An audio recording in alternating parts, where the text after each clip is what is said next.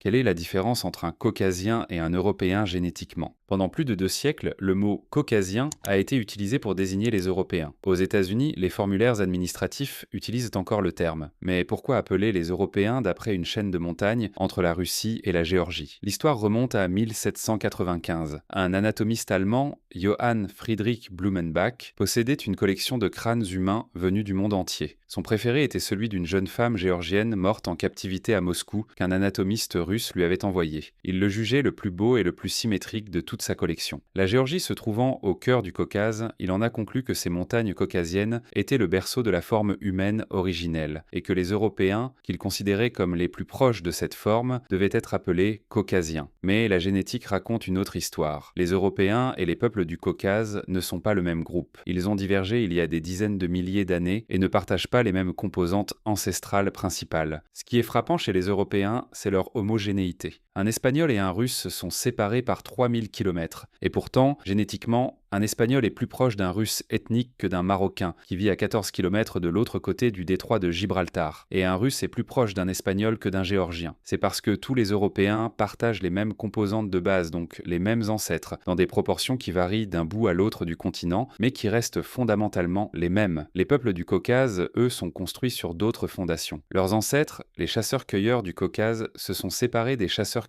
européens il y a environ 45 000 ans. Et là où l'Europe a été remodelée par les pasteurs des steppes il y a 4500 ans, les montagnes du Caucase ont bloqué cette vague. Les Géorgiens, les Tchétchènes, les Abkhazes portent un mélange d'ancêtres caucasiens et de fermiers iraniens du Zagros. Pas les mêmes ingrédients que les Européens. Les Ossètes et les Arméniens sont des cas à part. Les premiers portent un apport steppique hérité de leurs ancêtres scythes. Les seconds en ont aussi une fraction notable. Européens et Caucasiens ne sont pas totalement étrangers pour autant. Les fermiers néolithiques d'Anatolie, qui ont remodelé l'Europe il y a 8000 à 7000 ans, portaient eux-mêmes une part d'ascendance liée au Caucase. C'est par cette voie que les deux mondes partagent quelque chose. Mais au-delà de ce pont commun, leurs composantes principales divergent. Un Espagnol et un Tchétchène vivent à 4000 kilomètres l'un de l'autre. Les deux ont la peau claire. Les deux auraient été classés caucasiens par Blumenbach. Mais génétiquement, ils sont construits sur des composantes ancestrales, séparées depuis 45 000 ans. Si vous ne voulez pas rater la prochaine vidéo sur la génétique des peuples,